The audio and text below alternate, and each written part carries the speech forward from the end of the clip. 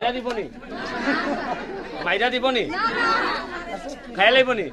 আমি তো তোমরা বেশি কিছু দিতে পারি না। আমার কথা হলে যে মুখটা মিঠা থাকুক, নাইলে আমার বকা জোকা করবো। কিছু দিতে পারস না। যদি আমি আম খাওয়াইয়া মুখটা মিঠা করে রাখি তখন আমার বকা জোকা দিত না।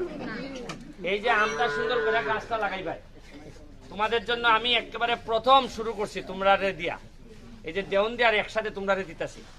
আমি চাইতেছি যে ঘরে ঘরে 3টা 4টা করে এরকম 10টা 15টা করে আম গাছ আম থাকতো, আর তোমরা আম ধরতা আম খাইতাই। আর বাইরের যে বাগান আছে না, ওই যে মৌলভীবাজার সিলেট, এরার শ্রমিকরা এরা যেন আফসোস করে, আহারে গিলানি বাগানের একটা মেয়ে যদি বিয়া করতে পারতাম তাহলে আম খাইতে পারতাম।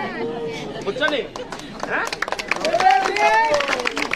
তাইলে আর ছেলের আরো দাম বাড়বো, আইসো না তোমরারও বাড়বো, কইব যে আইতে এখানে একটা মেয়ে বিয়া দাও, দেখো আম খাইয়া টাইয়া বড় থাকবো। তাইলে এটা রাখো, তোমরা আমার সবসময় আমার পাশে দাঁড়াইছো। তোমাদের পাশে দাঁড়ানোর জন্য যা যা লাগে, গত 2 সপ্তাহের মধ্যে মনে হয় 2 বার আইলাম।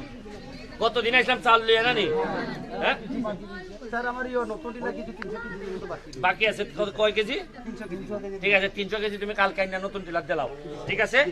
আর তোমার প্রতি কৃতজ্ঞতার শেষ নাই, আশীর্বাদ করো খালি, যাতে তোমাদের শুধু সুখে দুঃখে সব সময় যেন আমি থাকতে পারি। তোমরা বলছিলাম না যে তোমরা আমার এত ঋণ কষ্ট করছো যে সারা জীবন তোমরা গোলামি করলো, আমার শেষ হইতো না। এবং তোমরা আমার এমন ভাবে সম্মানিত করছো যে এই সম্মান যেটুকু তোমরা আমার সারা বিশ্বব্যাপী দিছো, এই সম্মানের ভাগিদার তোমরাও।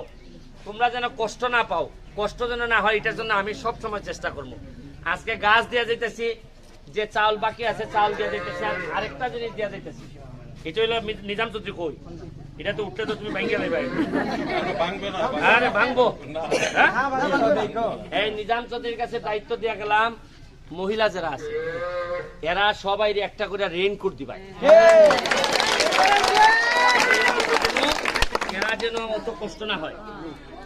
আর তোমারে উপরে ভগবান আর নিচে রেখে গেলাম, এরা যেন কোনো কষ্ট না হয়। আর মেম্বার, স্বরূপ মেম্বার, তুমি তো লোক ভালো। হ্যাঁ এরা ভালো নি, লোক ভালো নি, মাইরা দিবনি মাইরা দিবনি খাই লাইবনি। হ্যাঁ যদি না খায় তাহলে অনেক দিব বরাদ্দ। আর যদি খালি পাতলা মারে টাকা আমিও খাইতাম না, পাতলা মারার লাগে দিতামও না।